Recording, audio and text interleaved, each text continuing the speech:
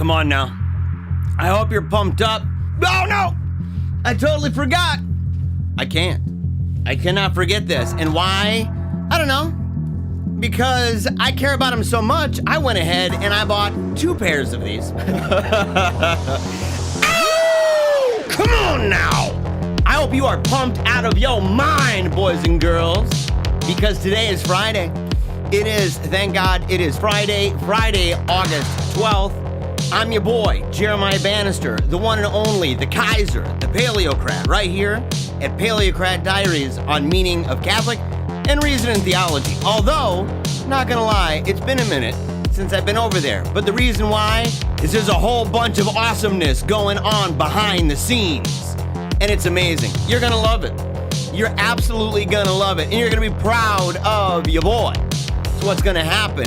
We're gonna be revealing a whole bunch real soon. But until then, right now, we must take a knee for Christ the King.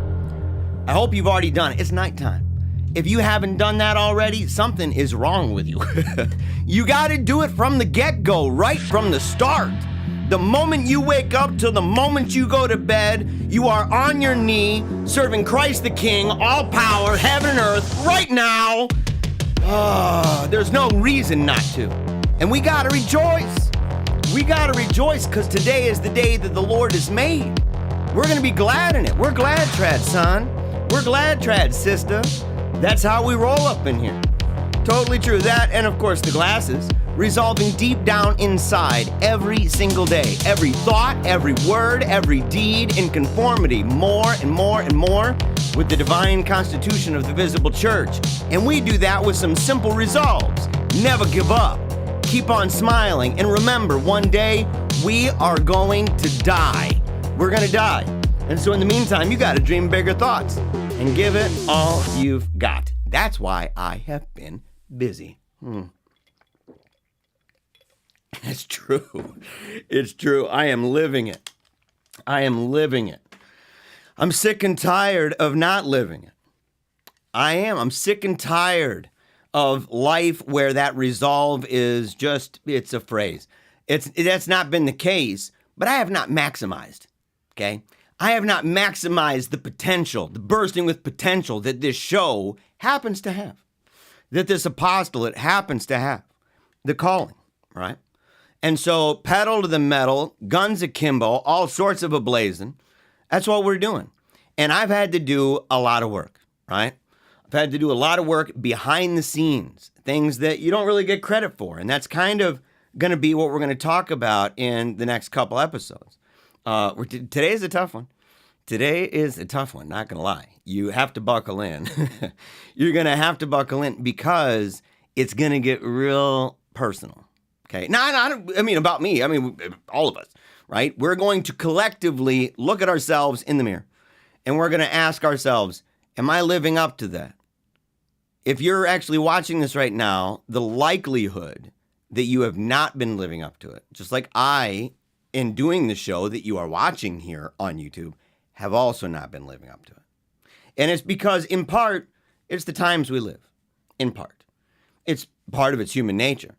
Part of it's the way, just the fact that it's a medium, right? The medium we're on is not conducive to holy living. I'm one of those apostolates, I am. I'm one of those guys out there that does something a little crazy and actually warns people about the nature of the medium itself, which a lot of people do, but they'll do that on the medium itself and not include themselves. Like it's a third person effect. Like, all those other people have this problem, not me, that sort of thing, right? And in our show here, we don't do that. Our show here, we talk about the pitfalls, the potential, right? The dangers, as well as the duties that are incumbent upon us because of the medium we choose. And one of those things that is incumbent upon me as the guy running the show over here is to say, I have to man up to the moment. I got to do the right thing, not just for myself and not even anymore just for my family, but for others. And to recognize where we are in the grand scheme of things and what that means. And what that means is a lot of heart, for one. A lot of heart, a lot of mind, but a lot of heart. right? Admitting if you've done something wrong, moving forward the best you can, expanding out, being creative, taking risks, all that sort of stuff. And just as a quick note, that's kind of one of the things that's been really helpful, in fact, about the SAINTMAKER. And I want to thank everybody who's actually gone and checked it out. I see when people purchase it, because some of that money ends up going to us. And so that's one way that some people have supported the show, rather than Patreon or all that stuff. All that's in the description below, right? Including the link, of course, to the SAINTMAKER. But it's one of those things, a patron pledge. Thank you, by the way. And we're working on it, right? I don't know if you noticed, we had a recent thing that was published there talking about directing people to go to the chat for the ladies. And that is on Telegram, because we're starting a series on apologetics that is for the women. Because I've heard the outcry. There's a whole bunch of them that they get upset, rightly so, because they really enjoy a show. They really enjoy the apologetics. And then what ends up happening? You go and you do an Afterglow Super Show extravaganza over on Telegram at the Wolfpack chat, link in description below. But you go over there, and what happens? Oh, I don't know. Dudes are dominating that thing. They dominate it. And the ladies would very much like to participate, but they feel overwhelmed. So I set some time aside. And I said, we're going to go through a book, Avery Cardinal Dulles, going through his book on the history of apologetics. I'm going to tweak it a little bit, because we're going to go through, it's going to be more presentation-oriented with specific examples, right? So going through the history, but saying, these are the ultimate arguments they're making. What are some pros and cons? What do you think about it? That sort of a thing. And applying it to everyday life, okay? So that's one thing. We're going to be doing a host of stuff, right? And even to get to that place, one of those things that was really important for me was even connecting with Nathan over at the SAINTMAKER. And even having on my horizon the idea that my day ought to be structured in a better way, that my day ought to be structured, can be structured, and in many ways must be structured in a better way, where Christ is at the center from beginning to end. That was a really amazing thing. And I've watched and learned of people who go and they purchase the book, or they purchase the life planner, and it helps them. And so you're going to learn all about it right now. I don't want to say any more than that. I've already said a whole bunch about it, and we're going to be right back. So if you have already seen that, if you already know every single line, if you don't lie. You sit down and you watch this. But if you know every single line, and you go, oh man, it's like maybe the 9,000th time, or you've already bought it, right? You've already gone to the website, whatever, then you are excused. You are excused to go get yourself a beer or a pop or some wine or water or, some juice. Doesn't matter. But otherwise, I hope that you enjoy this quick break. We'll be back in 90 seconds with the rest of the show. Can a personal planner really make you a saint? Not by itself. But in our day and age of addictive apps and glowing screens, we're bombarded by constant distraction, and our quest for sainthood often takes a backseat. The SAINTMAKER is the first high-performance planner for the spiritual life, made by faithful Catholics for faithful Catholics. It's a work of genius, really, fusing the wisdom of the saints with the science of personal productivity. It's rigorous, but sainthood is tough, and most of us need help organizing our time, our work, our leisure, and our devotion, because that can help you become a saint. The SAINTMAKER is elegant, fits in your purse or briefcase, and is a perfect companion for your missal, Bible, or rosary. Published 4 times per year, each season includes daily planning pages, feast days, and devotions for both forms of the liturgical calendar, goal-setting pages, confession journals, and more. It's why the SAINTMAKER is used by hardworking Catholics, like CEO of Sock Religious Scott Williams, best-selling author Sam Guzman, YouTubers like Amber Schneider, a Catholic wife Dina Barca, and Brian Holdsworth, and priests like Father Corey Stitcha. Try the SAINTMAKER out, and if you decide that it's not for you, you can send it back for a full refund within 90 days. So go right now. Find your life planner at thesaintmaker.com. Quantities are limited though, so head on over to thesaintmaker.com to order yours and to start your SAINTMAKER journey today. And that goes out to you there, Michael Dively. It's got the old calendar, my man. It's got the old calendar. So you got to be pumped up, right? It's got the old and the new. Got the old and the new. So that way you are knowing what's going on in the global church all around. You're only missing out really on the Byzantine calendar, right? The Byzantine calendar and all the saints. They need to add that. Their days are going to be loaded, just jam-packed. It's already jam-packed right now. All right.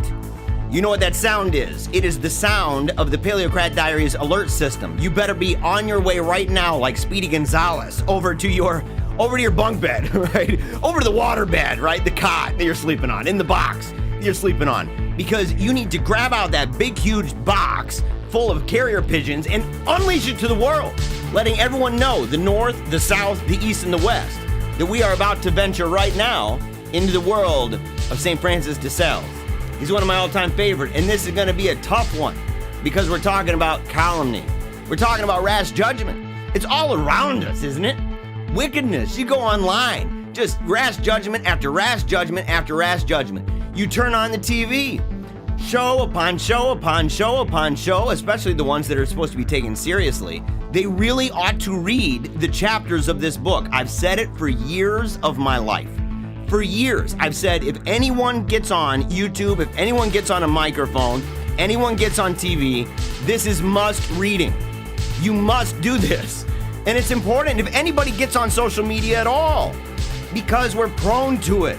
It's like this crazy magnetic pull that's driving us. So we need to resolve right now that we're going to give it all we've got, that we're never going to give up, we're going to keep on smiling, and we're going to remember that we're going to die because that's our final end. That's where we're going, folks, but it doesn't end there. In fact, it's the beginning of something without an end. So you've got to do your best right now. So go, let your friends know. Break out that shofar. I don't care what you got. Break out your trumpet, your kazoo, whatever it is, your didgeridoo. You do it. Just blow it. Do the best you can. Let your friends, your enemies, your classmates, coworkers, your family, all of them, let them know that this is something that's not only fun, it's educational. It's not just educational, it's challenging. It's challenging to the core. Because yes, it's fun, but ultimately, we mean some serious business. We mean some serious business. And yes, Dan P., can you explain when gossip and rash judgment, etc., become a grave matter? You've tuned into the right show, brother. You have tuned into the right program. Yeah. Never going to give you up, never going to let you down. Well, that would be where I got it from, Peter. That is a pretty dope song. However, I got it from my daughter. And I got flack recently from a dude. I had to drop him like he's hot. I did. I don't do that too often. But when I do, it's typically, worth it. Although, in fairness, I dropped somebody recently and I brought him back on something separate. Because sometimes it gets the best of me. And so you got to do what you got to do. You got to make it right. But there's some cat, man, talking about, yeah, go spend time with your family. I'm like, this is a family apostolate. I don't say this enough. Paleocrat Diaries is a Team Tiny Dancer production. There's a hashtag in front of that. Capital T, capital T, capital D, right? Team Tiny Dancer. That is the name that my daughter gave her cancer support team while she was alive, right? Please pray for the repose of her soul. But the thing is, while she was here, blazed a trail, inspired me. One of my heroes in life. People say, man, you talk about Knox, you talk about St. Francis de Sales, you talk about Lassance, you talk about, all these different people. You talk about your daughter. You better believe I talk about my daughter.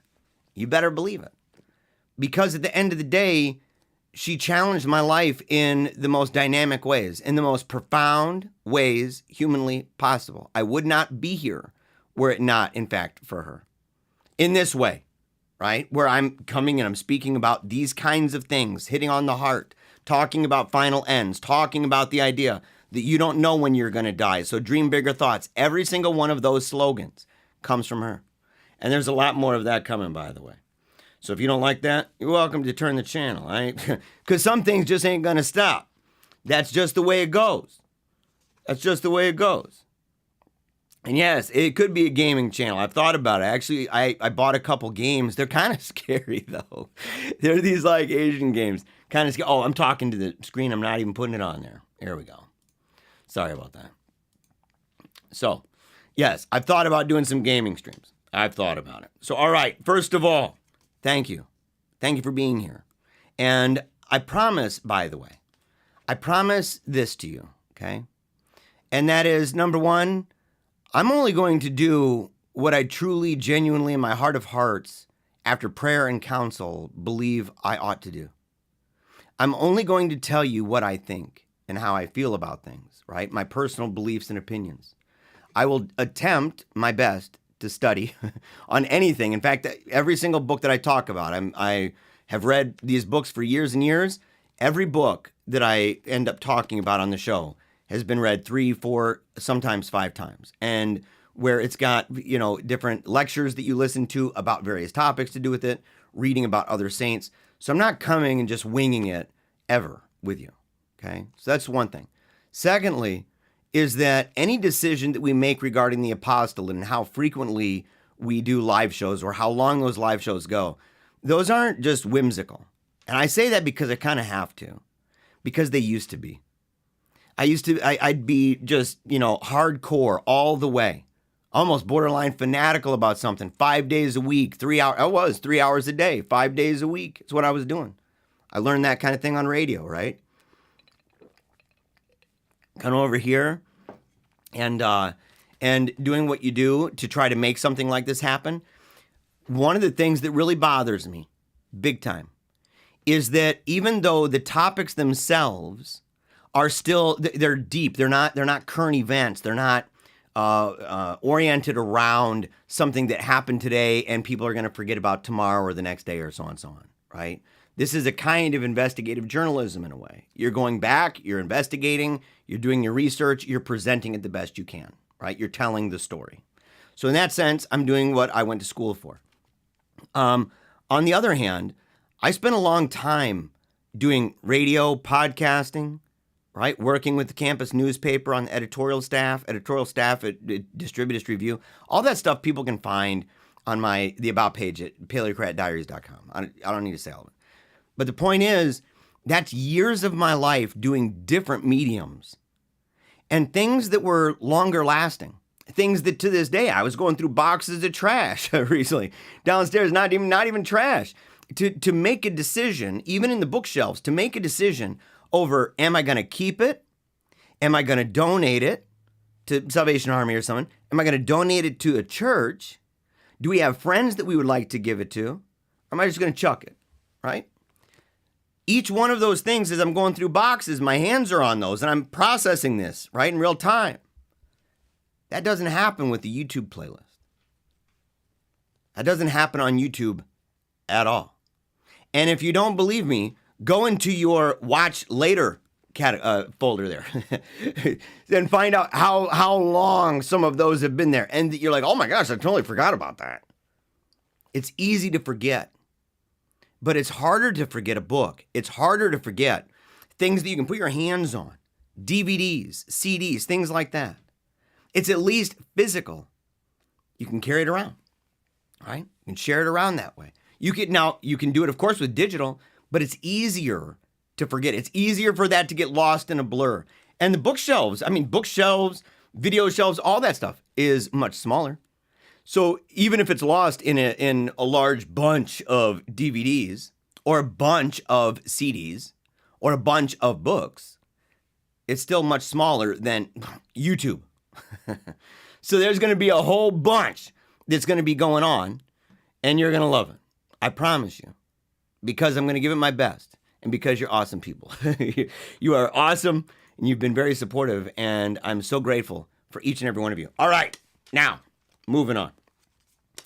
Chapter, I'm not even going to say what chapter. We're scooching around, doing things in a little bit of a different order, right? So, because I want to talk about what to do once we've dealt with this. Because I think that once we've dealt with this, it gets to that place where when we talk against rash judgment, or we talk against calumny, or we talk against mockery, we talk against gossip, that it's almost like little kids taking away their video games. People say, well, what am I supposed to do? Like my son Louie, you go to the mall, we went to the mall today. Dude wanted to go to the dinosaur store. There is no dinosaur store. That turned into lots of crying and, but what about me?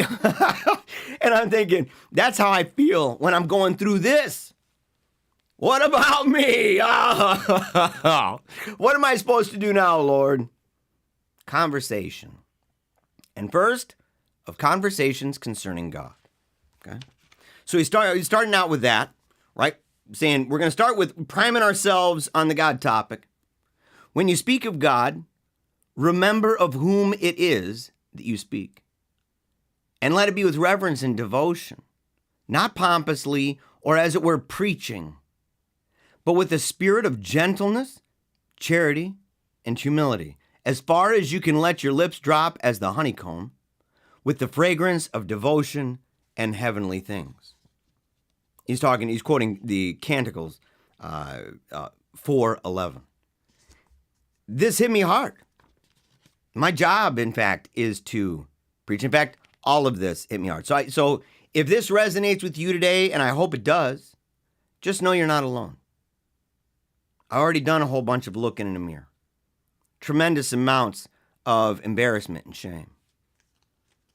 Because when I go out and I talk to people, sometimes it's super preachy. I mean, even recently, somebody was thanking another individual on a show that I was on, and I was explaining apologetics and stuff. And it's easy for me to get wrapped up in the weeds, right? In the thicket of things. And I'm sitting there and I'm going through and I'm explaining it, and I'm throwing out a dime a dozen words and everything else.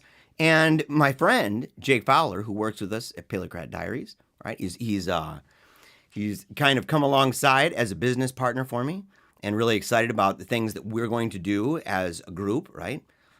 Moving forward. But the thing is that he thanked him. He said that it was convoluted when I was talking.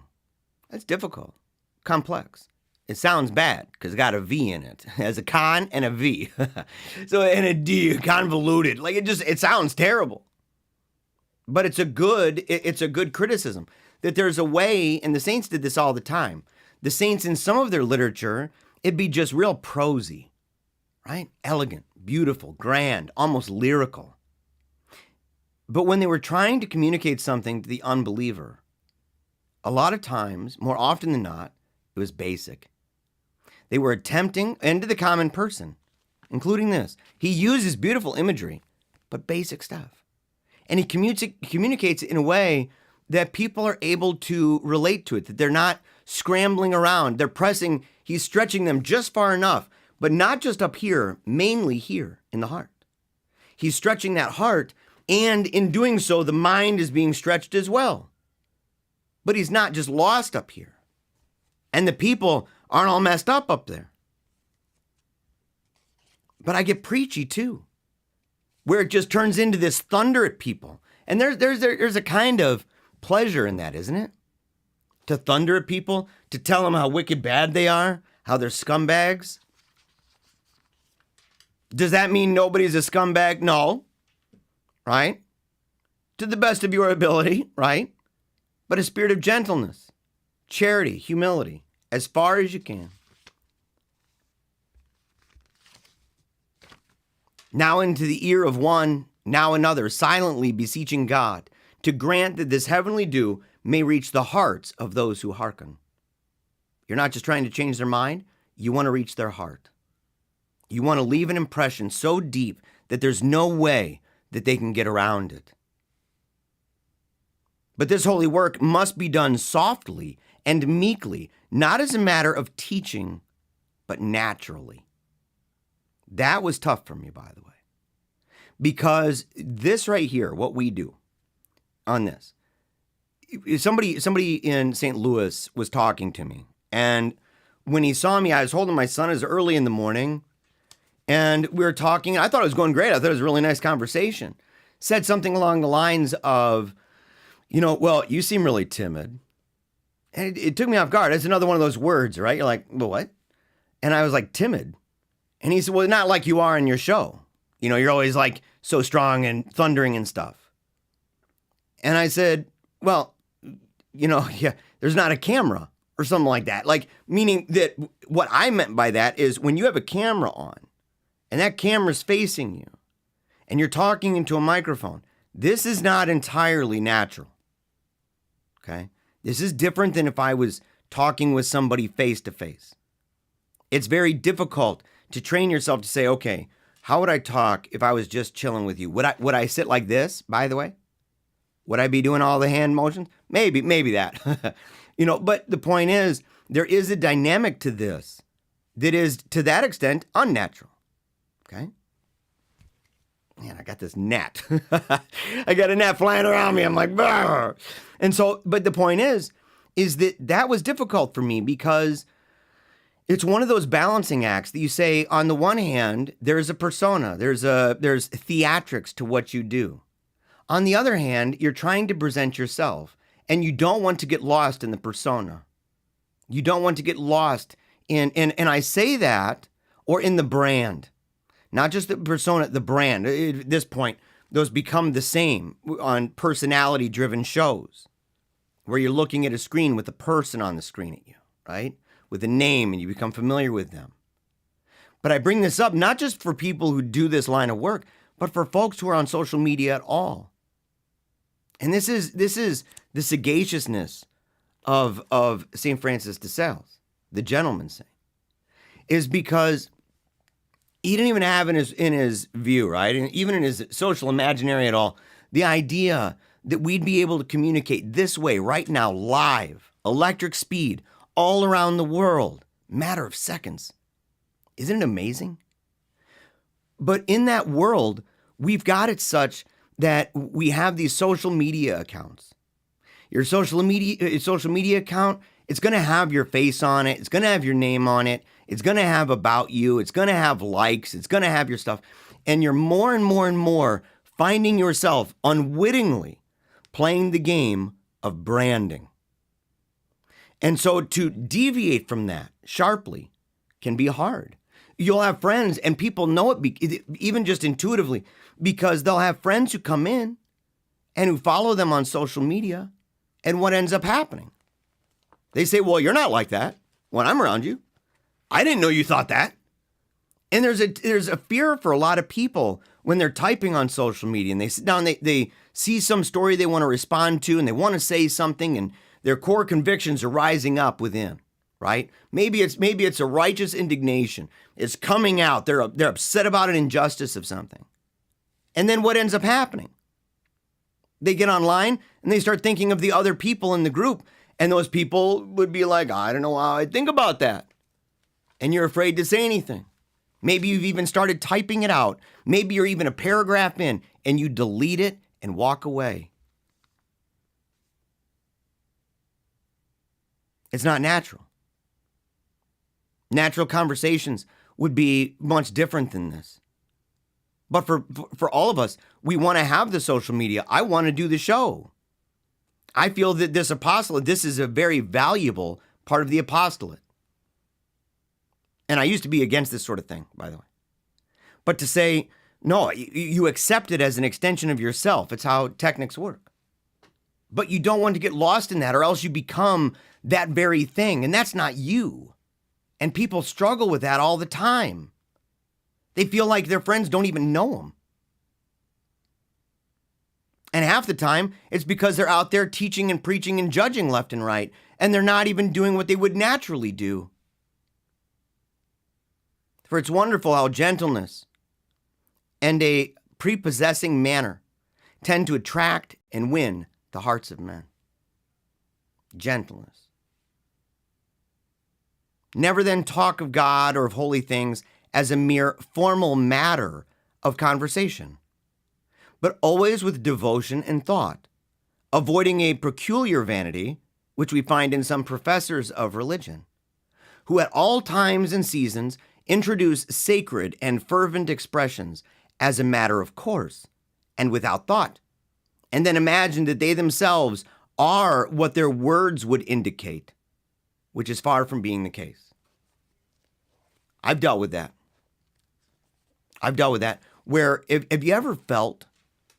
have you ever felt sometimes that when you talk about God, that God's more of an idea and not being, not love, not light or the way, triune, but an idea, a concept. And that there's a depersonalization that happens when we do that, right? But it's easy to do. It's easy to have conversations about God where God is simply what we insert into X or Y or Z. And that's it. It makes for a good argument. And of course, he does. He does. Because without him, we wouldn't have the preconditions necessary to even have arguments at all. But he's not an argument. He's not an argument. He's not this just idea in the sense that I have an idea of just redness. Or I have an idea of softness. And it becomes so impersonal, so depersonalized, that even when you talk about prayer, you may be able to defend up and down prayer or defend up and down the Trinity and yet have no relationship with God through prayer. I know how that is. I know. I deal with that all the time. And yet, because there's a tendency when you talk about it as frequently as people do, that because you talk about it so much, it's as if you've accomplished it. As if you've attained or you're somehow the embodiment because we use the words. It's like being online all the time and telling everybody how much you love your wife, but your wife never talks to you. But you say it all the time. There's a certain self-deceit in that. It's clever. And it's easy to believe because if I didn't love you, why would I say it all the time? Why would I constantly be talking about how great you are? And maybe your wife sits there and says, I just want to talk to you. I just want to be near you. I just want to sit down and watch a movie with you.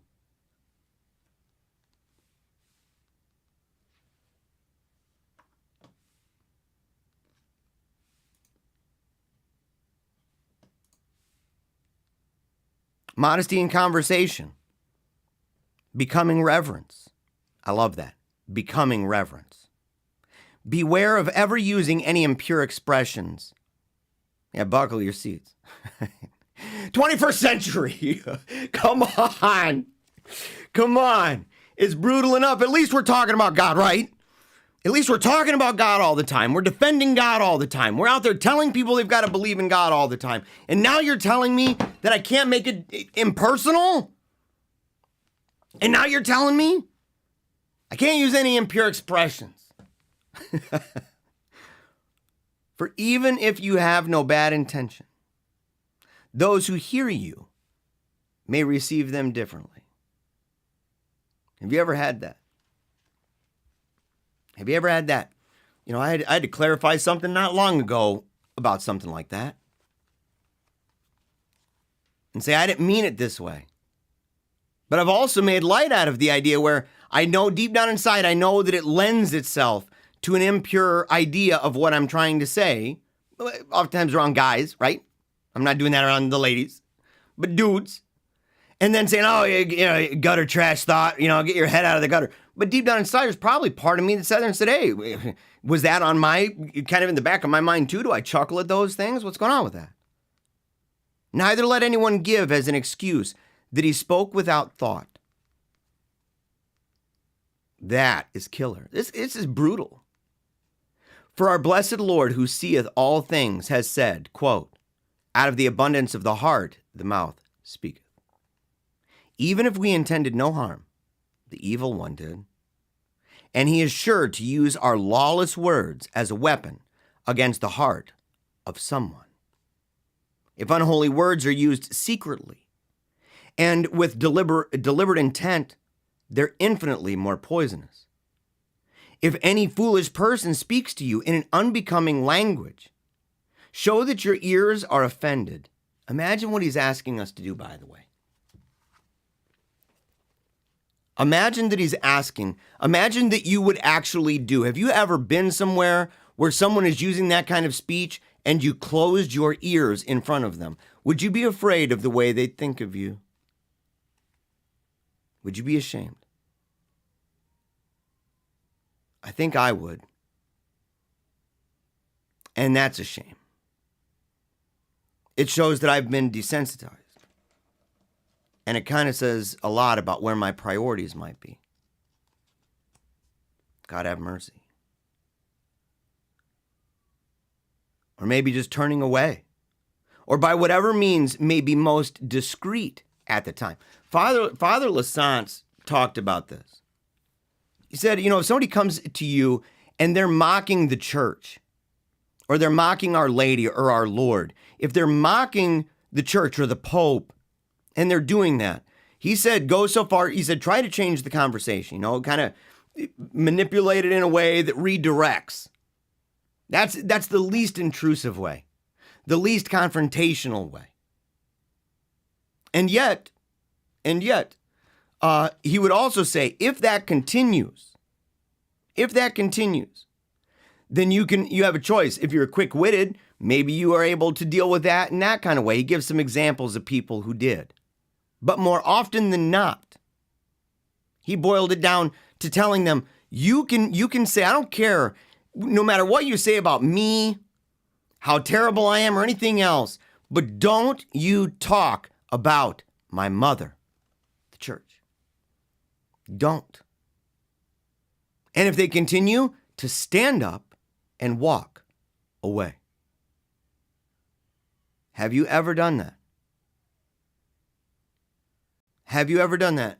Or have you more often than not glossed over? How many times do you think we've watched things, even in front of our kids, where they're mocking God, they're mocking Our Lady, they're mocking the church, they're mocking the Pope? Not just TV, but on YouTube. How often do you think we've had YouTube on where somebody's talking, maybe even a Catholic, him or herself, talking about the church, bashing and bashing and bashing, and we're so accustomed to it. We're so desensitized to the entire thing that it's hard to even imagine the kind of quaint little world that Father Lassance found himself in. It's like Mayberry.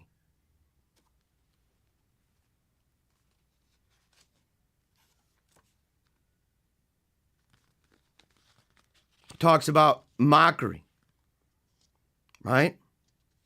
He talks about mockery. He said a spirit of mockery is one of the worst imperfections of the mind, and it displeases God greatly, so that he often punishes it most severely. Nothing is more hurtful to charity, and still more to devotion, than contempt and derision of our neighbor. Those are keywords. Because people can say, well, wait a second. What if something is ridiculous? By definition, it's worthy of ridicule, isn't it? And what about a fool who says in his heart there is no God? What about folly? There's other proverbial truths. Let me see. I'm going to underline just for memory's sake.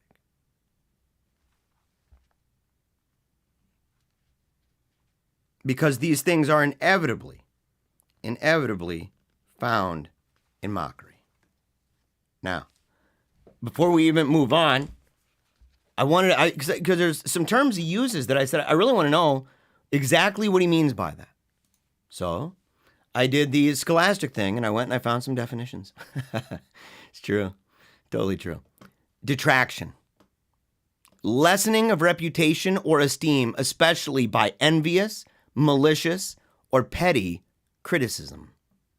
So you're tearing away at somebody's reputation. You're tearing away at their esteem. And either you're envious, you're malicious, or, because that's obviously bad, petty criticism. That last one is kind of like, oh, really? Is that really? Why include that? Because it shows in that way, it shows the maliciousness, that subtle kind. That says, if it's petty, did you need to criticize? Is it even worthy of criticism if it's petty? I did that one time. Just for the giggles, just for the laughs. I was on a video, and I'm talking about Cameron O'Hearn. And he's a great guy. The dude is an awesome guy. And I was on a video with River Run and another guy, and we're talking about Mass of the Ages. And right away, as we're watching it together, I make a remark about Cameron's shirt. There was no reason for that. It was purely for the giggles. And, was his shirt, would that be a shirt I would wear? No. No, it would not be. Not on a movie, not at the very beginning. But it was petty. It was petty. And there were so many substantive things that I intended to say anyway. Things that were sincere, heartfelt, urgent, in fact. Warranting discussion, the kind of discussion that he, in his graciousness, the guy is an awesome guy, in his kindliness, invited me onto his own channel to host this show, what you're watching now, on his channel, to interview him. It's the only time they've ever done it. And I began the criticisms with an off remark about a shirt. But, as to a play upon words one with another, in all modesty and good humor, such as the Greeks called eutrapelia, there's no harm in it, but it affords an innocent way of deriving amusement from our trifling vexations and disturbances. Only we must be aware that such trifling does not degenerate into mockery. The latter causes laughter at the expense of our neighbor.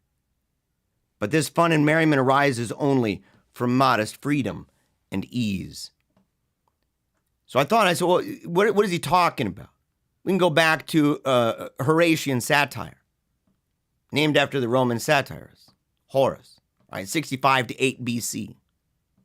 Playfully criticizes some social vice through gentle, mild, and light-hearted humor. Horace wrote satires to gently ridicule the dominant opinions and philosophical beliefs of ancient Rome and Greece. Rather than writing in harsh or accusing tones, he addressed issues with humor and clever mockery. Horatian satire follows this same pattern of, quote, gently ridiculing the absurdities and follies of human beings, end quote. It directs wit, exaggeration, and self-deprecating humor toward what it identifies as folly, rather than evil.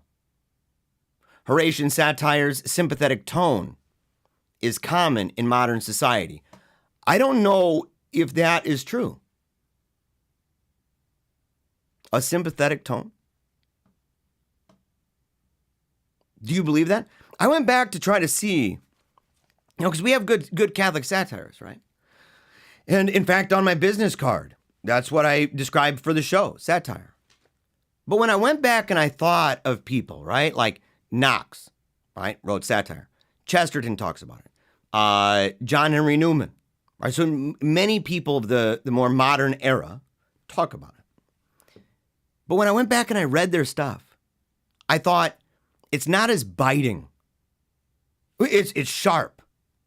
It's to the point, acute, right? I mean, you're just lasered in, blam, blam, blam, and they're doing exactly what they came here for, but not at the expense of the people. And why was that? Well, two of those that I mentioned were priests. They want those men to be in confession. And it's easier to do that with high satire than it is with that kind of mockery, the kind of thing that turns into teasing, which is a different definition, right? Teasing having to do with externals. You're not really getting to the heart of the matter at all. In that sense, it'd be belittling or disparagement. Taking away. It is no detraction from its dignity or prestige. Right? So to tease would be belittling, and that's according to J.F. Golay. Or mockery. Teasing and contemptuous language or behavior directed at a particular person or thing. And of course, rashness, the last one I'll throw in there. Rashness, the state of or quality of acting or tending to act hastily or without due consideration, The the example is hilarious, so I've got to say it. It was an act of rashness and presumption. Enthusiasm is welcome. Speak for yourself is not welcome here, right? Enthusiasm is welcome, but rashness and smugness are undesirable.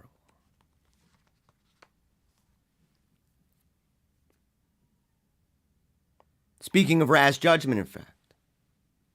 Speaking of rash judgment. Rash judgments are most displeasing to God. And the judgments of men are rash, because men are not one another's judges, but therein usurp the office of our Lord. Here's another one of these examples, by the way, of someone who comes from a world with a social imaginary that is still robustly hierarchical and institutional. Because these functions are attributed to certain entities, to certain social organisms. They are rash also inasmuch as the chief guilt of sin depends upon the intention and thought of the heart. He doesn't say the only thing. He says the chief one. And this is important for many reasons that he'll bring up soon. And they're rash because everyone has enough to do in judging himself without presuming to judge his neighbor. He talks later that this is not to say that we cannot recognize that something is bad or that something is good. We're not oblivious. This is not, monkey no see, monkey no do, monkey no hear. How about you? Like, none of that.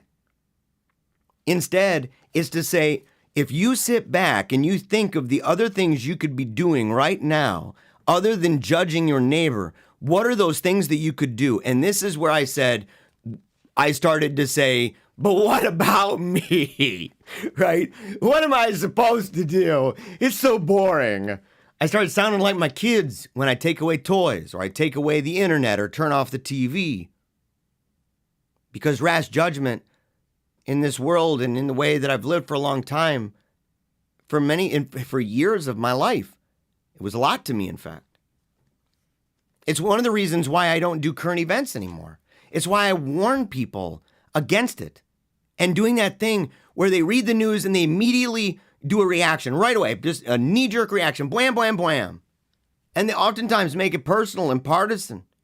And partisan being just a magnification of people, saying it's a bunch of individuals.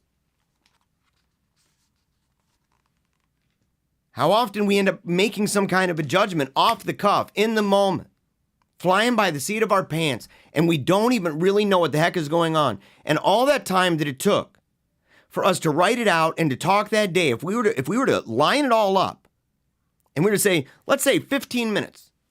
15 minutes of your day reading it, typing it, replying to comments about it. Let's just say 15 minutes of your day. And anyone who says, I don't spend that much time on social media, number one, if you're not lying, and statistically you probably are, but if you're not, that's actually good. Then you may be doing what I'm about to say. But if you're spending enormous amounts of time online, you probably are not doing what St. Francis de Sales is about to say. And what that is, in fact, he already said it. He already said it, right? Because ultimately, number one, it's a hard issue. Number two, chiefly. Number two, right? Because you really have enough, you have a greater responsibility to judge yourself. And you could be doing other things. 15 minutes, that's a good amount of time for a quick stint in mental prayer. Could you pray a whole rosary in that time? Did you pray a rosary today? Did you? Did you spend 15 minutes or more on social media? And what did you talk about? And why? He quotes 1 Corinthians 11:31. If we would judge ourselves, we should not be judged. Then he goes on and says, but too often we reverse these precepts and continually do that which is forbidden, judging our neighbor. Whilst that which is enjoined us, namely judging ourselves, we rarely ever do. We have opportunities, in fact. We have opportunities, in fact, we're reminders. To anytime you open up a prayer book or a missal, there's always those prayers in the beginning. And those prayers in the beginning typically talk about morning prayer, midday prayer, and evening prayer, as well as, of course, meal times. But you've got your primary points of the day, right? And then at night, during your evening prayer, there's typically a section that's allotted to an examination of conscience. You're reflecting on your day. You're actually taking a good hard look at yourself and asking, God, what did I do today? Did I do the right thing? Did I mess up? Do I need to say sorry? Do I need to go to confession? What are things I got to work on? What are things I should have worked on but didn't? And why? Those sorts of things. Some of you, like me, may have not just a prayer book, not just a missal, but on top of that, SAINTMAKER. Every day, at the end of your day in the SAINTMAKER Life Planner, there's an examination of conscience with a part to write down your thoughts and things you're dealing with in your life. We must seek the motives of rash judgments in order to cure them. There are some whose dispositions are naturally bitter, unkindly, and harsh, and who accordingly are bitter and harsh in all their dealings, who, to use the words of the prophet, quote, turn judgment into bitterness and the fruit of justice into wormwood. That's Amos 6:12. They're always judging. They're always judging harshly of their neighbor. Bitter, harsh, unkindly. So many times in my life. You know, another example, I'll use it again, Cameron O'Hearn again. Not him this time. And I set myself up for this. This is a God thing, I think. In the discussion that we had, we were talking about the way, one of my criticisms about the way that so many recognize and resist people who embrace that. The way that they oftentimes will speak about the church in a very knee-jerk reactionary way. And I said, just watch the comments section afterward. Go and look at the comments. And at the time, go back and look. Cameron's eyes, he knew there's something inside. He's like, oh, oh no. We're talking YouTube, bro. We're talking YouTube, right? It's wicked bad. It's a dumpster fire 24/7. Maybe worse than Twitter. Twitter makes you a worse human being, to be quite frank. It's a verified thing. I'm not meaning to be rude. It's like a study is actually talking about it. But the point is, he knew it. What I didn't know is that I was coming in for a hard landing myself. Because people would come against me. We'll talk about this in the next episode. What happens when people come against me? But what about that? What am I supposed to do when people are busting my chops for no reason? Or they come at me and they're all sorts of and all grumpy and everything. People who watch the show know how I feel. They know how I react sometimes. Achilles, man, just dragging Hector around Troy. Dead carcass for days and days on end. That's the kind of guy. That's what I used to, in the world of talk radio. That's normal, man. It's also no excuse. But people were saying things about me. It would fit the description. It fit the description of coming at somebody with, in some cases, petty criticisms. In other cases, right, trying to lessen somebody's reputation or esteem with malicious or petty criticisms, right? Without due consideration of the other. And I'd go in and I'd respond and I'd call it fun. And I'd mock. And I did that and I started to realize it a little bit, but it took somebody in the comments that pointed out the fact that I wasn't responding in real time in the comment section to anybody who may have had a more substantive argument, but instead I was responding to people who were coming against me as a guy. That's wrong. My priorities are backward. And instead of responding or just letting it slide, instead of just saying, that comes with the territory in a way, brother, doesn't it? You know enough about this, Jeremiah. You know this kind of thing happens. But instead to take it personally, to get upset. I spent so long that day online. It was the first and only time that I spent that much time online responding to comments and criticisms and everything else, that by the end of the day, my wife had taken note, and my wife came up and told me that maybe I should talk to Father Ron about it, or Father Sirico about it. That was gentle too. And it hit me in the heart.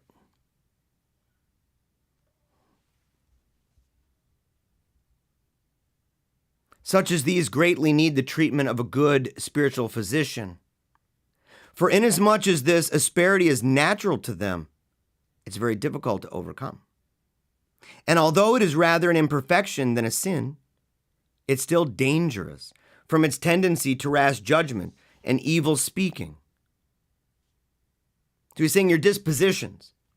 Those dispositions lend themselves. They foster an environment wherein sin can thrive, where sin can give birth, right?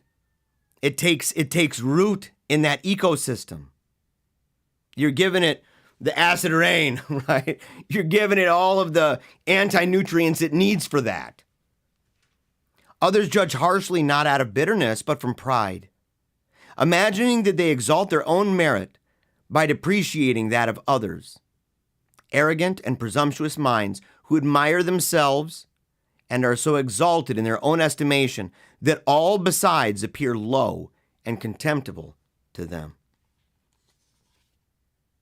Others give way to rash judgments out of indulgence to their philosophical theories, which would fain search into men's characters and ways.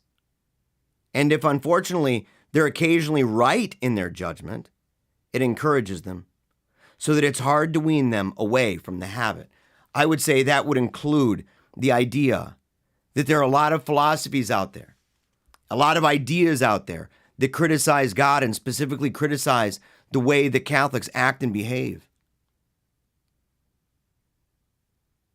And unfortunately, sometimes they're right. Like, how often do we hear the idea that so many Catholic people don't have much of an understanding or even much of an appreciation for the sacred scripture? We don't cite it nearly enough. We cite Aristotle far more.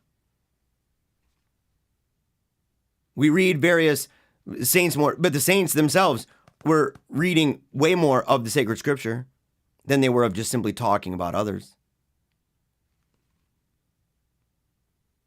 Others judge by feeling, always thinking well of those they like and ill of those they dislike, except in the one case of jealousy, where excessive love leads a man to think ill of its object. Fear, ambition, and similar weaknesses of the mind often tend to excite suspicion and rash judgment. But what's the remedy for this? What's the remedy? Far from seeking out what is evil, charity dreads encountering it. So what is it to get rid of suspicion? We use the phrase suspicionistas. The idea of rash judgment. What do we do? Well, he's giving us an answer, isn't he? Charity. Charity dreads encountering it. And when she does meet it, she hides her face and strives not to see it. She shuts her eyes at the first sound of its approach, and then with holy simplicity believes that it was not sin itself, but only the shadow of sin. If she's forced to recognize it, then she makes haste to turn away and tries to forget. Charity is the great cure of all evils, but of this above all. All things look yellow to him who has the jaundice. Now this sin of rash judgment is a spiritual jaundice. which makes all things appear evil in the eyes of him who labors under it. And he who would be healed must apply the remedy not to his eyes. And here is yet again the brilliance. Yet again the brilliance. We have to apply the balm to what? Not to the eyes. That is to his intellect, but to his affections, which are at the feet of his soul. And here are 3 striking examples. And by striking examples, he is not kidding. Isaac. If you had 3 examples of this and say, how do we overcome, okay? How do we overcome suspicion? First of all, would you boil it down to, I need to read something and download information to my brain? If you were to ask yourself, how do I get rid of rash judgment? Would you do the exact same? To just say, I'm going to go online and read a bunch of stuff about it. That's important. But the balm, the cure, is not there. Instead, it's the affections. He starts with Isaac. Isaac said that Rebekah was his sister. But when Abimelech saw him caressing her, he judged immediately that she was his wife. Pause. Does it blow your mind yet? Right? That we start with Isaac and you go, oh, okay, so here's the example. It's Isaac. No. It's Abimelech. Striking examples. Abimelech, a malicious person, might have supposed some less honorable connection. But Abimelech put the most charitable construction on what he saw. So should we always judge as favorably as possible of our neighbor? And if an action bears 100 interpretations, we must adopt only the worthiest. I hardly ever do that.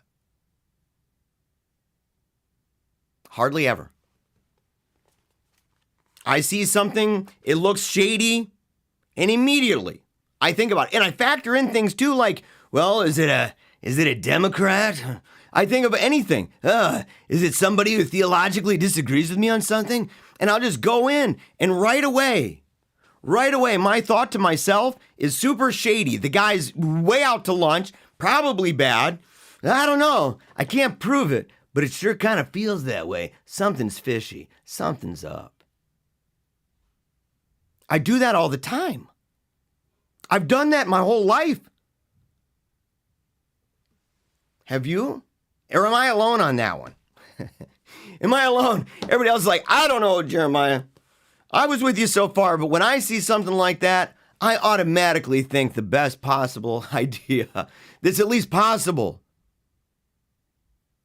You look and you say, what's the worthiest one? If you have a choice and you don't know for sure either which way, even if it cuts the grain, maybe in that moment, and there's a reason for this, it's so powerful what he's going to say. Because some people go, well, what if he has a habit? What if it's somebody that's done something a whole bunch of times and you see him doing it again? Do you have to be an ignoramus? Is it rude to say, what? This guy's gone over there and bought, crack from somebody on the corner 1 billion times. I drove by and I saw him, talking to that guy with, selling crack or whatever. Yes. And he'll answer why in a moment. And for somebody that really matters, for a situation that's really important. His second one is the Blessed Virgin was with child. And St. Joseph knew it. But he also knew that she was holy, pure, and angelic, and could not imagine her being guilty of sin. Therefore, he left her to the judgment of God. But why did he do that? Scripture expressly says, because Joseph was a just man. The just man, when he can find no excuse for the action or intention of one whom hitherto he has esteemed, still refuses to condemn him, but rather leaves the judgment to God. In fact, there are two examples that we'll use in talking about what if there's a pattern of behavior that's bad. Joseph saw a pattern. So in the first example, Abimelech had seen no such pattern of behavior. On the other, not in the affectionate way like that. On the other hand, Blessed Virgin Mary. Joseph had seen a pattern of behavior in that way that was good and could not even imagine her such. And so instead left it to God.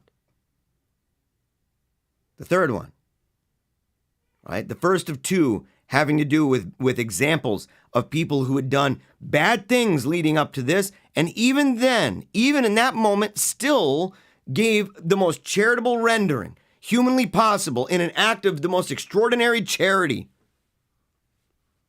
within an overall thing that was the maximal charity that anyone has ever given in space and time. Our crucified Savior.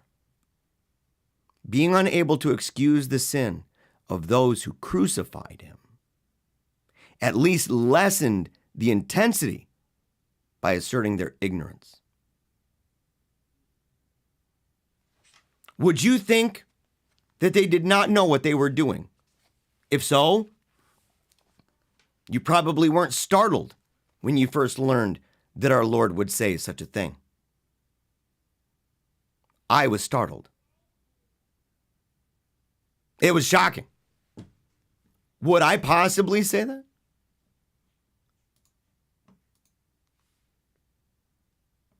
Would I possibly say?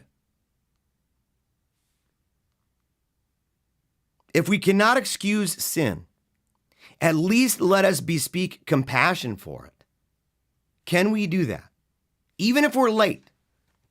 I see somebody in the chat that is talking about the idea that this is really tough stuff. This is saintly. This is hardcore. This is also written for the common people.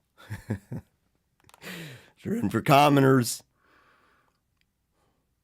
This is why we're Catholic, though. This is why. This is helping us to conform ourselves to the exemplar, to Christ. This is helping us to be perfect even as God is perfect, even as to follow Paul as Paul follows Christ. And that we can't do it on our own. It's about God's grace.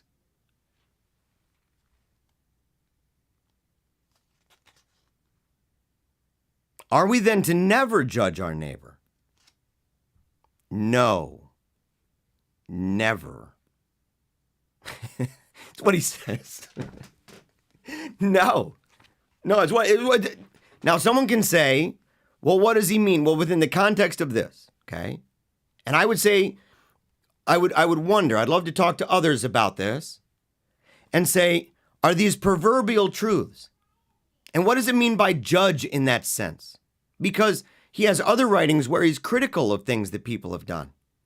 He makes judgments about that, evaluations. But he says, for it's God who judges criminals when they're brought to justice. What?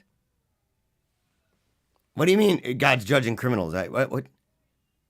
It's true that he makes use of the voice of magistrates as his channel. They are his interpreters, and he should judge only, and they should judge only according to his judgments. They should, as being his oracles. But if they give judgment according to their own passions, then indeed they judge. So there we go. If it's according to their own passions, this plays into the idea of well, according to the standard by which you judge, right? And yet he's throwing it back institutionally. He's throwing it back on intermediaries, oracles, in fact, talking about the state, talking about law enforcement, talking about the church. Now, there'd probably be, there would have to be decisions made as a parent. There would be judgments as a parent, maybe using a different word, as opposed to how he's specifically using it here. But that's because you are, in that sense, the priest of your home, the domestic church. It's not always wrong to doubt our neighbors. And this is where he's using different words. And sometimes this can get tricky because we're so accustomed to using certain words, but we do the same thing with words like love. Oh man, I love that peanut butter and jelly sandwich. I think today I said I really loved the chili cheese dog. Why don't you marry it, bro? Right? Like, I didn't really love the chili cheese dog. It was delicious. There's a bunch of other words that are more appropriate to use in that than love. And sometimes when we say love, it would be better if we said charity. We're just sloppy with words. We're forbidden to judge, not to doubt. But still, we should not indulge doubt or suspicion without great caution, and only insofar as these are based on reason and argument. Otherwise, our doubts and suspicions are rash. If some suspicious person had seen Jacob embracing Rachel beside the well, or Rebekah receiving bracelets and earrings from Eliezer, who was a stranger, by the way, he would doubtless have looked on them with suspicion.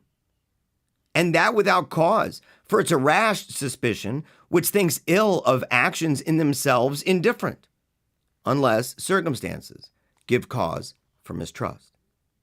Highly qualified. Highly qualified. But here's examples.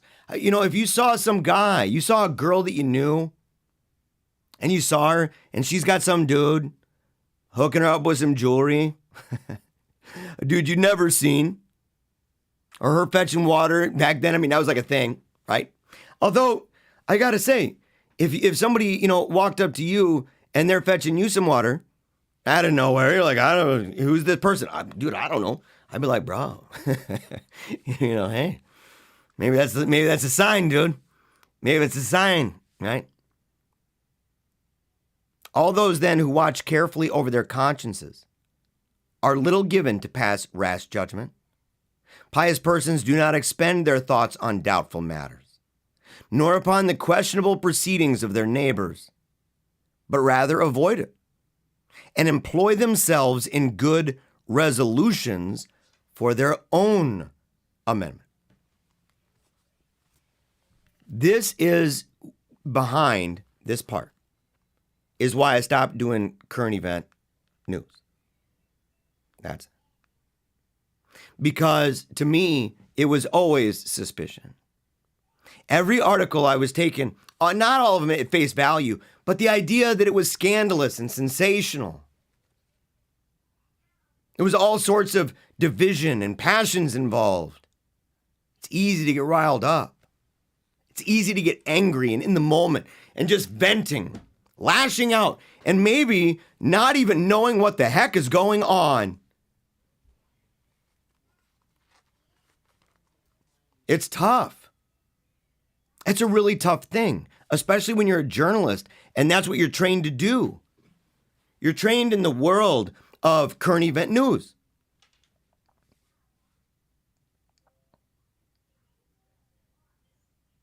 But not to expend my thoughts on doubtful matters.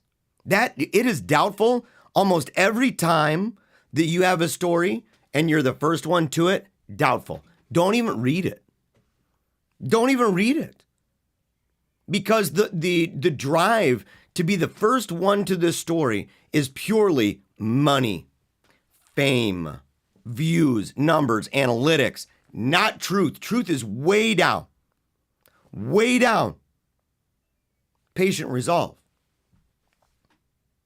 Waiting to hear the other side, waiting to hear those alternative facts, right? Those other things out there that have not made themselves manifest yet. You're not alert or aware to it. What does the proverb say, right? It says, like, if you hear somebody tell you a story, just hold off, because you may end up finding that the second person who comes to talk to you has a better story than that one about what happened. The news would do well to follow the scripture, the wisdom from the Proverbs, than it would to follow the money trail. because truth doesn't matter to them. So many. It's not prioritized. It still matters, not prioritized. Oftentimes, kind of all sorts of distorted. In many cases, because of the biases that get fueled to protect yourself from the blowback and fallout of being one of the first to talk about a story and having so few details and so many of them wrong. But instead, I remember when I snapped. I remember. And then the last week of my shows, and all these are available. You can watch. You can go back and see the moment that I snapped. I couldn't take it.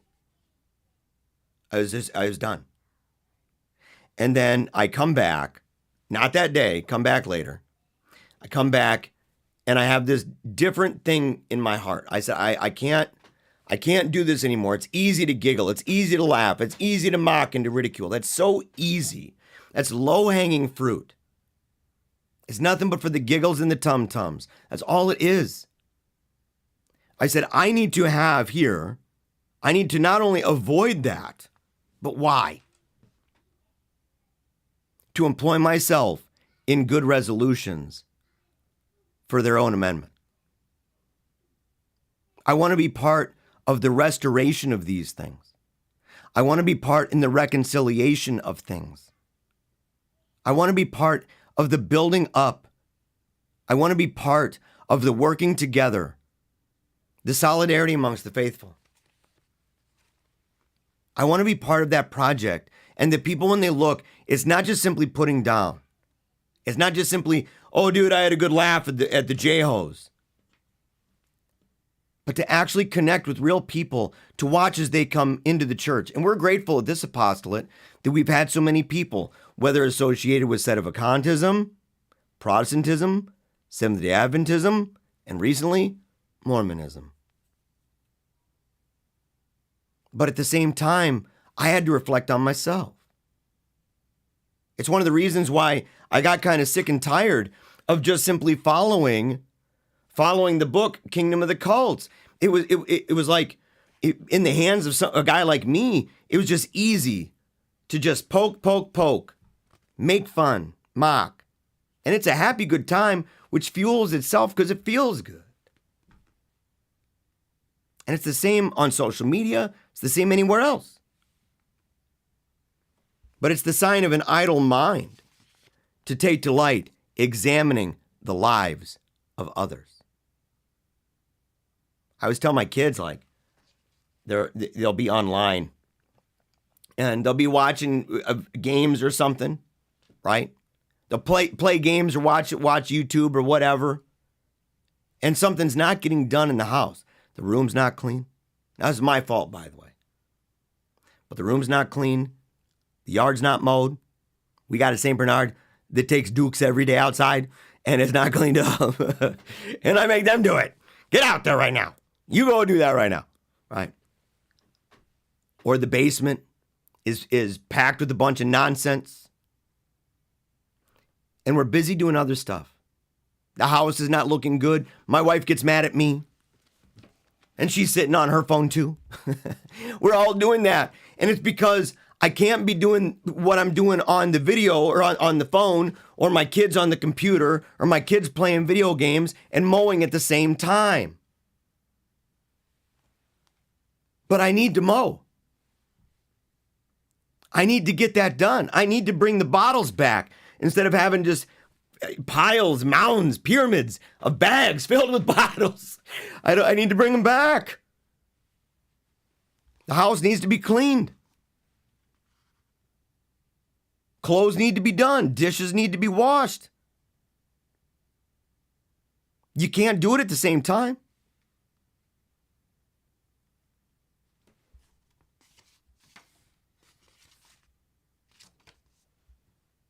Whereas judgments lead to disquiet, contempt for others, pride and self-complacency, and 100 other evils, among which slander stands prominent, the very pest of society. Whoever unjustly deprives his neighbor of his good name is guilty of sin, and is further bound to make reparation according to his slander. I want to say something quick. Recently, there was a tweet that went out, right, by Trent Horn. And it involved me in it. And it involved me, Saiten Brugenkate, who is a controversial Reformed apologist, presuppositional guy, okay? But from the Reformed perspective, so he believes in total depravity and sola scriptura, sola fide, all that stuff. His order of salvation is different, as is rejection of natural theology. There's a host of things. And he's a very controversial guy, right? Kind of disgraced, sadly. Right? That's a very public thing, sadly. And Jay Dyer, an Eastern Orthodox presuppositionalist. So he has certain assumptions that play a role in his method that are different from mine. Trent Horn tweeted for the first time where he mentioned me by name. And we'd made a joke out of that, right? Say my name. It was a joke in a way, right? It was also serious insofar as anytime someone comes against Catholic presuppositional lists, as if there's a bunch of them just throwing out tons of information, that's very fake. That's not true. And you can verify this for yourself. You can go online and look, okay? It's a lot of my videos. At first, people were really excited, and I got really bummed because I saw it. And it had to do with, maybe I should host a debate between these guys, these three guys. Maybe I should host it, ... Like, to be continued kind of. And other people jumped on it. People thought it'd be great. And I saw a clown car. I thought to myself, that's a clown car. This is wicked dumb. This is watch people eat each other alive sort of thing. And nobody who would do that to Protestants. I mean, maybe that's the kind of thing that they've gone through over, with foundationalism and such. Or with whatever. And so to me, I'm far more interested. Number one, I'm not interested in debates. That's the first part. I've made videos about it. An hour-and-a-half video with Jake Fowler a couple weeks ago, talking about my reasons for being critical of debates, specifically debates on YouTube as a medium. But then I replied, because everybody else was replying on Twitter. And I decided I'm not going to do that.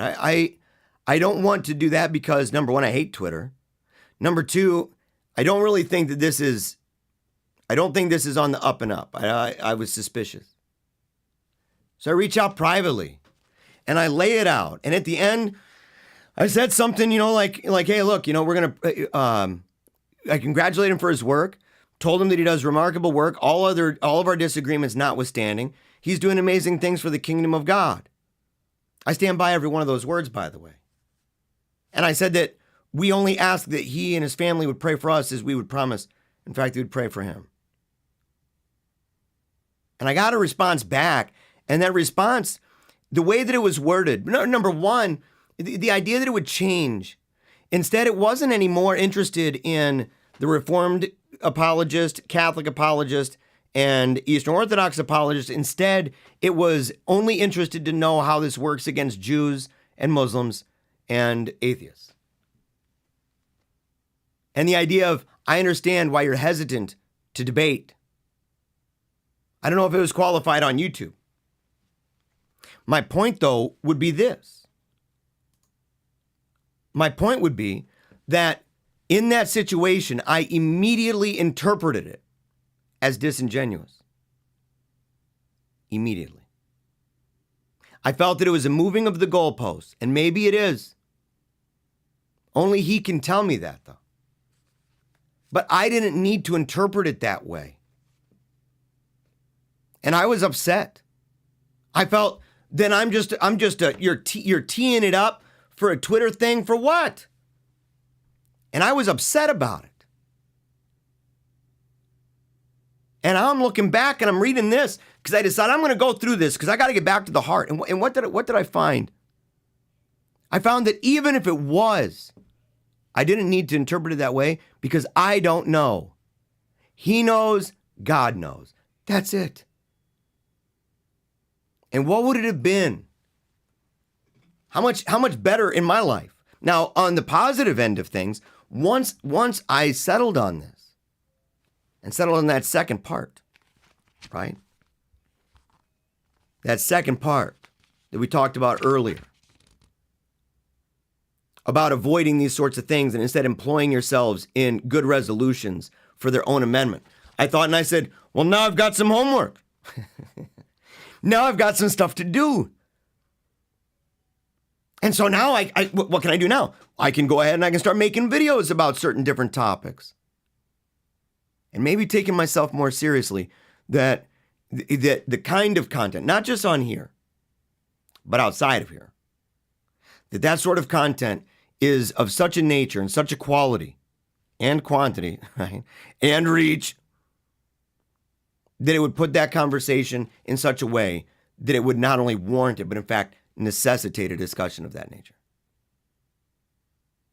In other words, I need to amend it. I need to come up with ideas. I have work to do.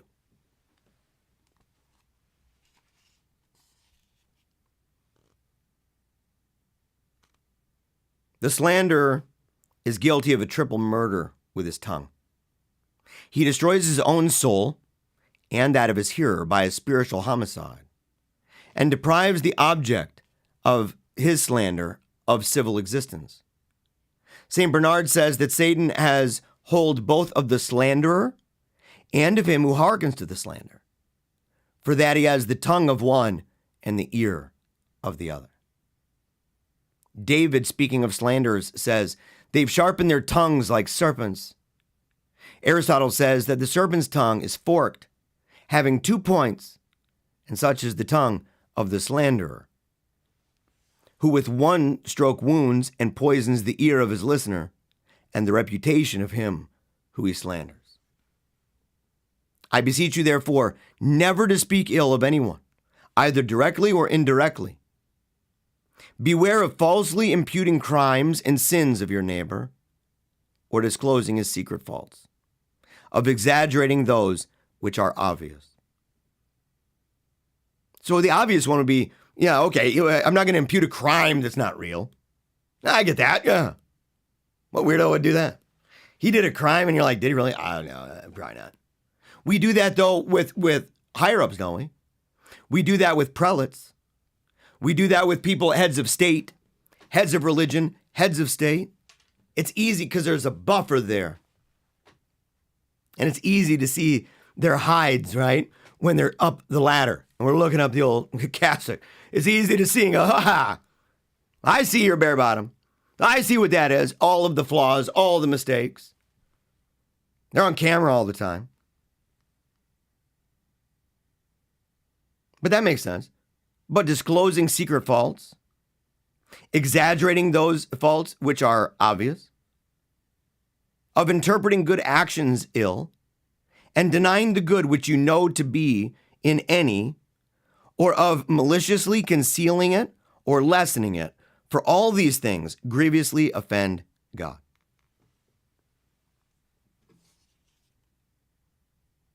And this is where it gets real tricky. The most refined and venomous slanderers are those who pretend to mean well. Have you ever done that?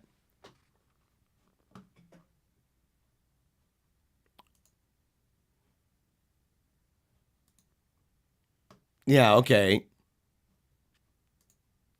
Let's see.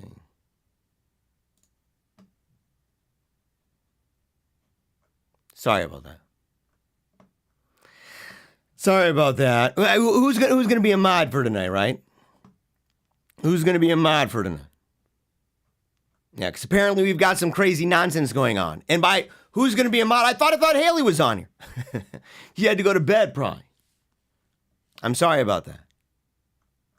And so I deleted it. Yeah, I deleted it. There was some nonsense there, by the way.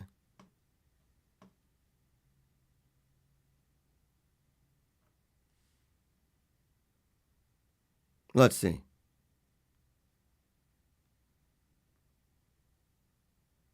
So yeah, so the most refined one, right, is the one who pretends to mean well, by the way. Yeah.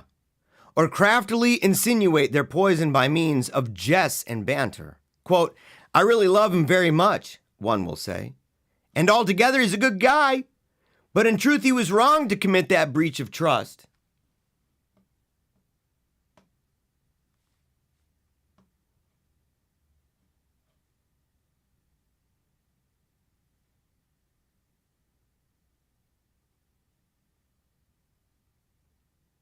Yeah, is Adolfo a spammer for real?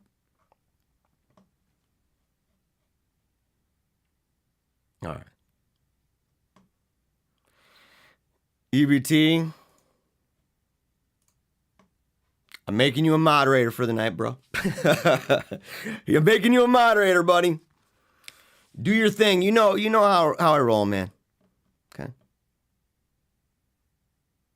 But people who say, oh, yeah, the guy's a really good guy. The dude's a really good guy. Oh, I totally love him, man. Yeah, oh, he's got a heart of gold. But he did the blah, blah, blah, blah, blah, and just goes on and talks about a breach of trust. Right? Or that, oh, this woman, really virtuous lady. It's a pity that she slipped once.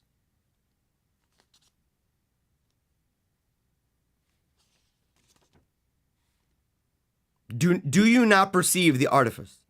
Slander in the shape of a jest is worse than all. And this is where things get tricky for me. Slander, which by itself would go in one ear and out of the other, remains in the mind of the listener when it's dressed up as some clever or witty saying. Totally true. That's why we use it, by the way. That's why we use this with wit, banter. I talk about a video. In fact, I got the link. I'll share it in the Wolfpack chat. A video, and I found out it's part of the lecture that R.C. Sproul did on the philosophy of David Hume and about the way that the mind remembers things. Why does the mind remember some things more than other things, right? And the idea, right, he's relaying this, and the idea was that he used a prop, and I used to say it was a piece of chalk. It was the eraser. It wasn't the chalk, it was the eraser. And he's sitting there and he's waving his arm, he's talking to a girl, and he moves his arm and the eraser flies out and lands on her. And he goes through the whole spiel and says, I can tell you, you may remember there was some crazy professor up here talking about a bunch of words you won't even remember. She was like 9 years old. You won't remember, but you will probably remember and have stories to tell in the future when you're older about that eraser. And it's totally true. That's why we use it. That's why it's so powerful.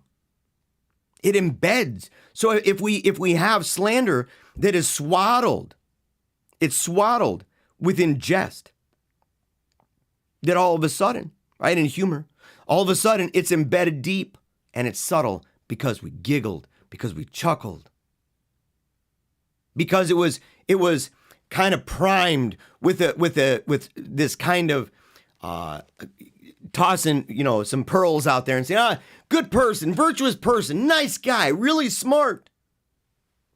I did stuff like that. Do not publish that such a man is a drunkard or a thief or impure, because you have once known him guilty of such a thing. One act does not justify the name. The sun stood still once at Joshua's command, and another time it was darkened on account of our Savior's death. Yet no one would say it was either dark or motionless. Noah and Lot were both drunk once, yet neither was a drunkard.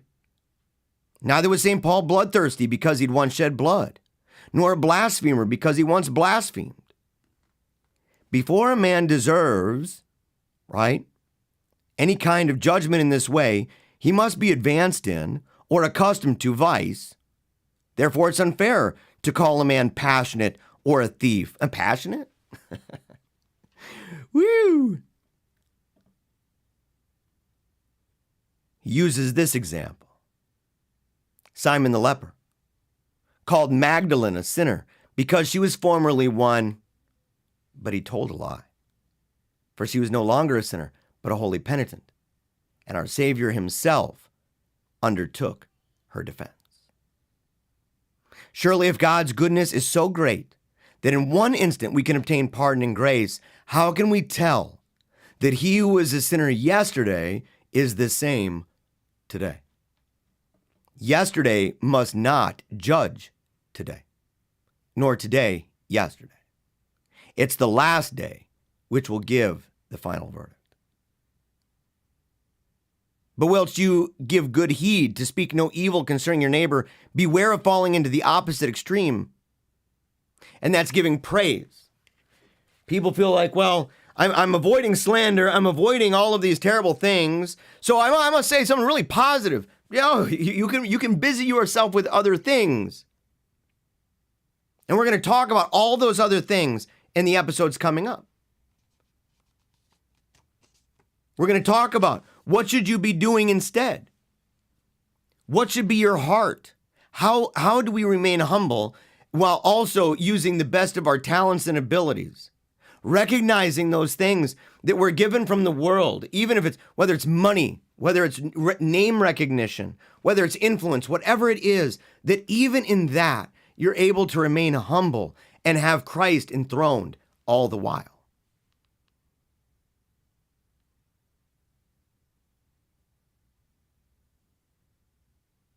Right? To dwell upon profligacy before the young is dangerous. It is safer simply to condemn everything of this sort. Avoid details. If you chance to be the leading person in society when such subjects are named, and your silence would give you an appearance of approving vice, then you should speak. If, on the contrary, you are an insignificant member of the company, do not assume the censorship. Above all, you must be exceedingly exact in what you say. And whilst you blame the sin, always spare the sinner as much as possible. What a brilliant thing. What a brilliant thing. And yes, I listen to I have my, that way I can hear. Otherwise, I hate the sound of a room when it's empty. I know it's weird, but yeah, a lot in broadcasting, people who do broadcasting for a career, most of them use headphones. Yeah. I was in the comment section, sorry. Everyone who thinks himself at liberty to judge and censure princes, and I'll end with this, and to decry whole nations according to his inclinations, do not indulge this failing. It's displeasing to God. And in fact, it may involve you in numberless disputes. Isn't that an understatement, by the way? Isn't that an understatement, by the way?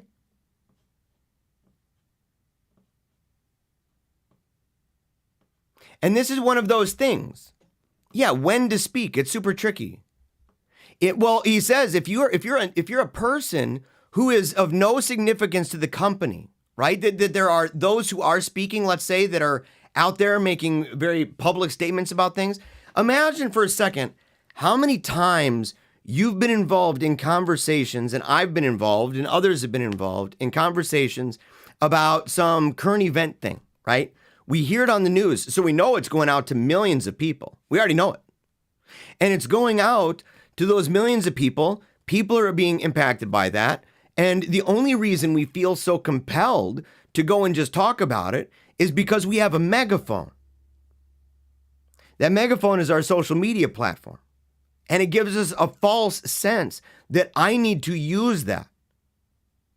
But most people have not prayed to find out if, in fact, they even should be using it. B, for what and to what end they're using it. Why are they using it? To what extent? What times of the day are they using it? Is it a tool? Is it part of their vocation? Or is it just because they just want to get it out? Because if it comes down to, I just want to say something. There's a lot of other things that people can say. Like, for example, an Ave Maria, a Pater Noster, a Gloria, a Credo. an act of charity, an act of faith, an act of hope, an act of love. Right? Charity and love. Right? You know what I mean? There's so many things that we could be doing. And also, by the way, being silent. Being silent. In fact, when I said goodbye on Holy Faith Media, and I decided that I was going to make a major change to what I do, I read a verse from Amos about how, let me see, Amos. I want to get the exact quote.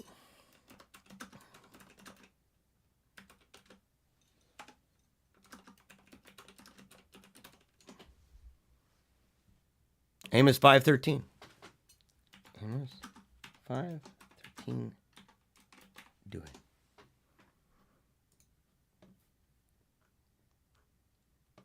Amos 5:13. Therefore, the prudent shall keep silent at that time, for it is an evil time. If people believe, and how counterintuitive is that, by the way? That why do we go to the place of the scoffers? Why do we do that? In Psalm 1.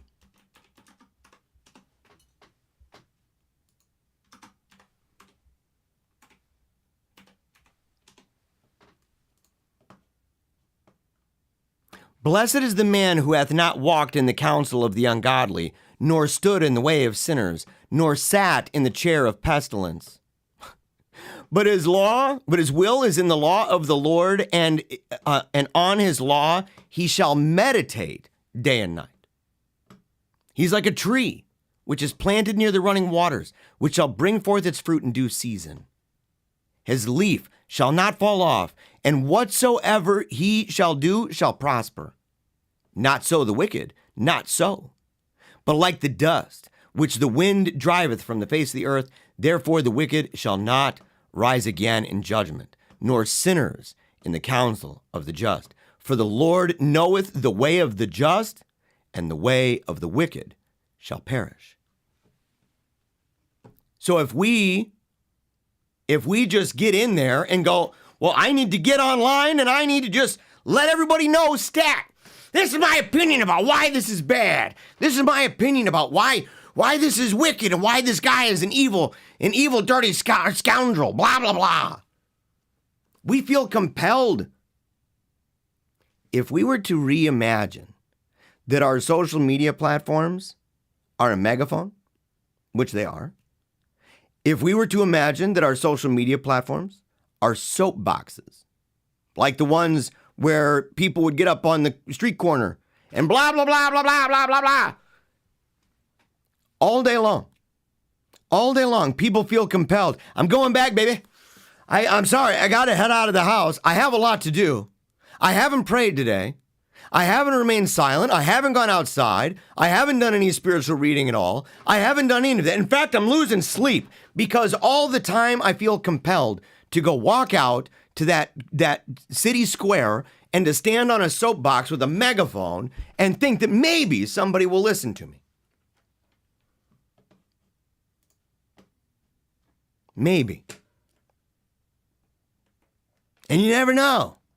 That one person might grow up one day and be a president of the United States. You know. What else could we do? Again, proverbially true. Proverbially. These are things to take into consideration, to look at and to ponder, and to ask ourselves. We're not reading dogma that says, oh no, this is the only way. There are other, in fact, methods of spirituality in this way, intros to the devout life, that may have differences of opinion. This one, to me, has profoundly impacted my life. I'd like to read more of another St. Francis, too. I'm increasingly finding myself becoming Franciscan. But I look at this, and I think, what are all of those things that I'm doing that I did not need to do? Why am I going and standing on that soapbox in the middle of the night? Why haven't I prayed? Why is my grass growing? Why am I getting fatter by the nanosecond? Why have I watched more shows than I've read books of the Bible, when it might take me a shorter amount of time to read many books of the Bible than to watch that show or that movie or that chapter of a book? Why am I online on Facebook? And why am I so scared to go look at the amount of time on my phone or my computer to find out how much time I've truly spent? Why? And then in that time, to ask myself, how long is that really? Could I possibly be in a place where to understand the amount of time, if it's 6 hours, 7 hours, 8 hours, and some of you might be going, ugh, that's really kind of low. If that's you, have you ever thought, I do this with my kids, when they say, oh my gosh, a half an hour, that's so long. You know, or an hour, that's long, that's not long enough. You only let me on for an hour and a half on YouTube and games in a day. That's not long enough. And I say, well, you can find out how long it is. We can go ahead and sit you down, and you can just sit there. I understand the psychology of a clock, too. I understand that. Right? It make it a little worse. Time doesn't fly. Time's grinding along. But it's the same amount of time in actuality. The clock itself isn't going faster. It's still clicking along. And the thing is, you realize once you get a couple minutes into that, that is really boring.